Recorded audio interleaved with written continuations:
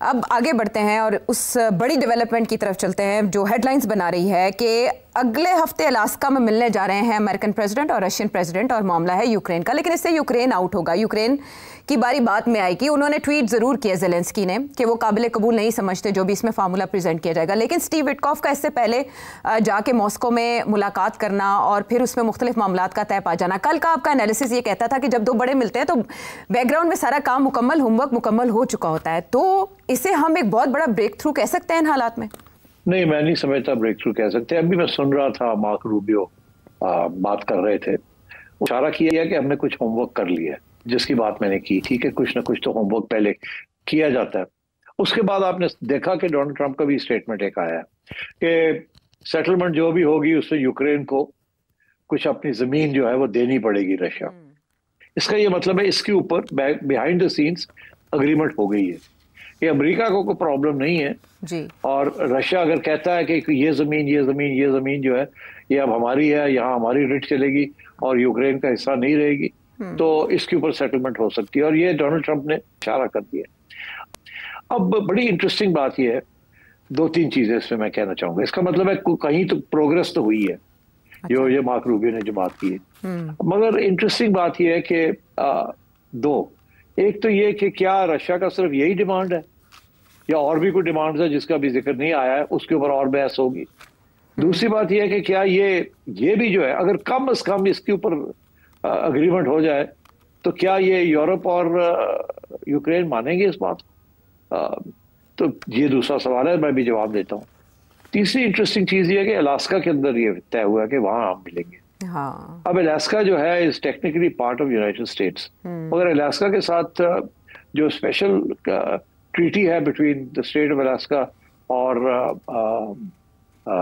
America, वो याद रहे कि अलास्का एक जमाने में रूस का हिस्सा था, रूस ने ये बेचा था अमेरिका को। तो उस वक्त के कुछ कोई टर्म्स भी कंडीशंस भी इसकी सेट हुई थी।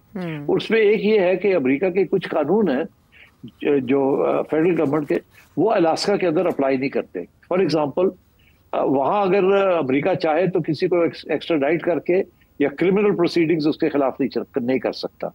तो इसलिए पुतिन ने अमेरिका का हिस्सा जो कि रशिया ने दिया था वहां मिलने के लिए तैयार है, और वहां कोई क्रिमिनल प्रोसीडिंग्स किसी किस्म की पुतिन के खिलाफ नहीं हो सकती। तो इट्स सेफ प्लेस। दूसरी रिक्वायरमेंट ये होती है कि न्यूट्रल हो। अब ये इतना न्यूट्रल तो नहीं है, मगर कम से कम प्रोटोकॉल यहाँ ठीक ठाक हो सकता है। तो ये तीन कंडीशंस होती हैं, न्यूट्रलिटी, प्रोटोकॉल और सिक्योरिटी। तो मेरा ख्याल है ये सोचते हुए कि एक कंसेशन दी है रशिया ने कि ठीक है हम अलास्का में कर लेते हैं, यहाँ कतर में नहीं करते, यूएई में नहीं करते, अलास्का में कर लेते हैं। एंड ऑब्वियसली डोनाल्ड ट्रंप ने देखे ना, वो अमेरिका आया था तो हमने बात की। सो ये बातें तो हो गई। अब आगे जो बात है कि क्या डील किस किस्म की होने जा रही है या हो सकती है या नहीं होगी। अब देखिए, डोनाल्ड ट्रंप के जो ऑब्जेक्टिव है, मकसद है, वो शॉर्ट टर्म है कि अभी कुछ हो जाए, अभी जल्दी से हो जाए, तो मुकम्मल हो जाए, एक अग्रीमेंट सीज फायर हो जाए, किसी तरीके से सीज फायर हो जाए। फिर मैं ये कह सकता हूं कि देखिए मैंने इंडिया पाकिस्तान का सीज फायर करा दिया है, यूक्रेन का सीज फायर करा दिया, उधर आजरबाईजान और आर्मीनिया का मैंने जंग ही रोक दी जो कि 150 साल से चल रही थी। अब तो मुझे नोबेल प्राइज मिलना चाहिए ना। और आज आपने देखा कि वो बैठे हुए थे उनके प्रेसिडेंट और प्राइम मिनिस्टर के साथ, आजरबाईजान के और आर्मीनिया के, और दोनों ने वो साइन वाइन कर रहे थे और बड़ी तारीफें हो रही थी और तालियां बज रही थी। तो और वहाँ उन्होंने, आजरबाईजान वालों ने तो ये भी कह दिया कि जी हम तो आपको नॉमिनेट करेंगे नोबेल प्राइज।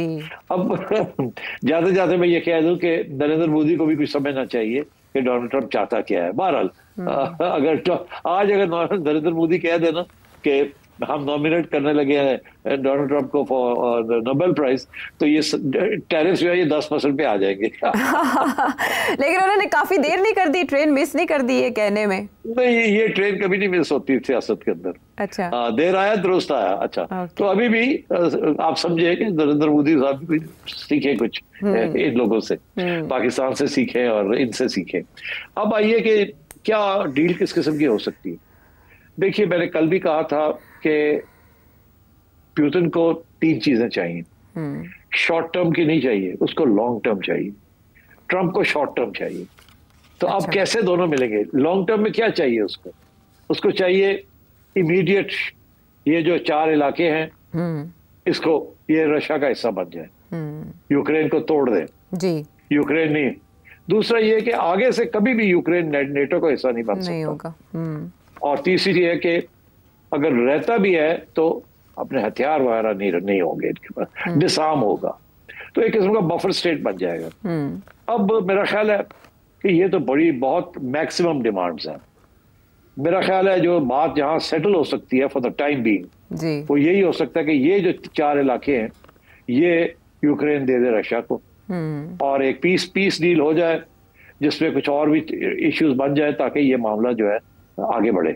अब डोनाल्ड ट्रंप की यही कोशिश है कि शॉर्ट टर्म में सीज फायर करके और रशिया को ये इलाके दिलवा दिए जाए, मगर मेरा ख्याल है यूरोपियंस नहीं मानेंगे। और ज़ेलेंस्की का तो ऑलरेडी बयान आ गया है, यूरोपियंस का भी बयान आ गया है। वो कहते हैं कि ये किस किस्म की बात हो रही है रशिया की और अमेरिका की, जब ये मामला यूरोप का है और रशिया का है। यहाँ तो ज़ेलेंस्की को बैठना चाहिए और हमें बैठना चाहिए, और हमें पूछे बगैर ये चौथे मल्ले आगे ये क्या कर रहे हैं, ठीक है ना? तो आई थिंक इस किस्म के इश्यूज हैं। ये आसान नहीं होगा ज़ेलेंस्की को समझाना और उनसे बात करवानी, और मैं नहीं समझता कि इस पे कोई लंबी चौड़ी कामयाबी होगी इस मीटिंग में, जब तक यूक्रेन के ये 4 हिस्से या वो कॉन्कर नहीं कर लेता, क्योंकि पुतिन बहुत करीब है जी यूक्रेन को डिफीट करने में। या तो यूक्रेन अपनी फोर्सेस वहां से पुल करे और रशिया कंट्रोल ले ले, इसके ऊपर आगे बात बढ़ सकती है। मगर अगर यूक्रेन अब ये तैयार नहीं है ये करने को, तो फिर क्या होगा? फिर ये होगा, मैं आपको बता दूं, डोनाल्ड ट्रंप जो धमकियां दे रहा है, डोनाल्ड ट्रंप ये कह रहा है कि हम यूक्रेन को हथियार भी देंगे, पैसे भी देंगे, और ये लड़ाई जारी रहेगी। और इस वक्त तो हथियार कम किए हुए, एम्यूनिशन वगैरह कम हुआ है। सो अभी तो अमेरिका अपने कॉन्ट्रीब्यूशंस नेटो को कम कर दी, मगर यूरोपियन नेशंस को कहा आप पैसे दें और जल्दी करें, एंड सो ऑन। तो आई थिंक मेरा नहीं ख्याल एनी मेजर ब्रेक थ्रू होगी ये, मगर ये जरूर हो सकता है कि तजवीज़ ये दी जाएगी कि दोनों साइड्स अग्री करते हैं कि ज़ेलेंस्की और यूक्रेन जो है और नेटो जो है वो जो रशिया के जो कंसर्न्स हैं कि नेटो रशिया के खिलाफ नहीं है, और ज़ेलेंस्की जो है वो हमारे इलाके जो है रशिया के उनको वापस मिल जाएंगे, और रशिया की तरफ से ये एश्योरेंस या गारंटी मिलेगी कि हम बिल्कुल, हमारा कोई इरादा नहीं है यूरोप की तरफ बढ़ने का, हमारा कोई इरादा नहीं है कि हम यूक्रेन को हजम कर ले सारे का सारा, यहाँ तक कि अगर यूक्रेन को इंटरनेशनल प्रोटेक्शन मिलती है इसके बाद तो हमें उससे भी कोई इतराज नहीं है। मगर नेटो जो है ना, NATO is directly against Russia, हम इसको बफर जोन बनाना चाहेंगे। तो इस किस्म की बातें अब होंगी। अभी तो यूरोप वालों ने बोला नहीं है, वो भी बोलेंगे। वो बहुत खौफजदा है रशिया से, और अमेरिका तो बहुत दूर बैठा है ना, तो इसलिए I think let's wait and see. But ज्यादा मैं नहीं इस पे समझता कि कोई ब्रेक थ्रू होगा, मगर ये जरूर हो सकता है कि इन दोनों की तरफ से एक तजवीज़ आ सकती है कि वी हैव बोथ अग्रीड कि ये जो इलाके हैं ये रूस को मिलने चाहिए, और रूस की सिक्योरिटी को प्रोटेक्ट करना चाहिए, यूरोप की सिक्योरिटी को प्रोटेक्ट करना चाहिए, और इसकी तरफ हम आगे बढ़ेंगे। अब इस किस्म की बात हो सकती है, मगर मेरा ख्याल है सीज फायर इस स्टेज पे ज़ेलेंस्की नहीं एग्री करेगा। अब उसको कैसे मनाएंगे आई डोंट नो।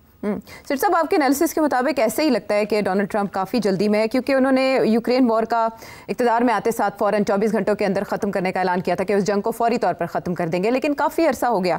अब जो यूरोपियन ऑफिशियल है वो ये कह रहे हैं कि प्रेसिडेंट ट्रंप ने ज़रा भी प्रेशर प्रेसिडेंट पुतिन के ऊपर नहीं डाला, और ज़ेलेंस्की के कुछ कॉन्स्टिट्यूशनल लिमिट्स भी हैं जो वो फेस कर रहे हैं, और ट्रंप चाहते हैं कि वो जल्द अज जल्द रिजॉल्व कर लें। आपको याद होगा कि जब अफगानिस्तान से इनखला की बातें हो रही थी तो कैंप डेविड में इनवाइट किया गया था तालिबान लीडर्स को, लेकिन बाद में वो मीटिंग कैंसिल हो गई।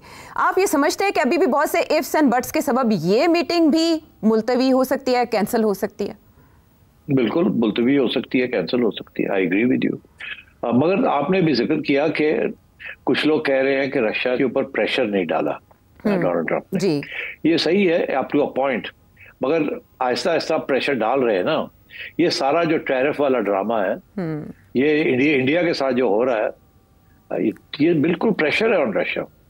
इसमें देखे ना, या चाइना या इंडिया, यही दो मुल्क हैं जो कि रशिया के साथ तिजारत करके तेल ले रहे हैं रशिया। बाकी सैंक्शंस तो इतनी चलती नहीं है। इंडिया के ऊपर वो प्रेशर डाल रहे हैं कि, और वो प्रेशर ये नहीं है कि इंडिया के ऊपर है, वो एक्चुअली रशिया के ऊपर है कि रशिया को एक्सपोर्ट्स टू इंडिया जो है उसको बंद की जाए। और इसीलिए मैं आपसे ये कहा था कि जब ये यूक्रेन वाला मामला सेटल हो जाएगा between Donald Trump and Russia, तो इंडिया वाला मामला भी डोनाल्ड ट्रंप पर खत्म हो जाएगा और नरेंद्र मोदी साहब चुप करके बैठ जाएं। कोई इधर उधर भटकने की जरूरत नहीं है, कभी इधर जा रहे हैं कभी उधर जा रहे हैं, कोई फायदा नहीं इसका, चुप करके बैठे और आप देखिएगा कि जैसे ही ये मामला तय होता है तो आपसे भी प्रेशर हट जाएगा। और इन द मीनवाइल अगर आप उनको नॉमिनेट कर देंगे तो जल्दी हो जाएगा काम आपका। मुफ्त मशवरा है सेठी साहब की जानिब से। बहरहाल बहुत से अगर मगर हैं मौजूद, लेकिन सेठी साहब के मुताबिक ये ब्रेक थ्रू नहीं होगा, डेवलपमेंट हो सकती है, पेशरफ्त हो सकती है। तो देखते हैं अगले हफ्ते तक क्या कुछ होता है।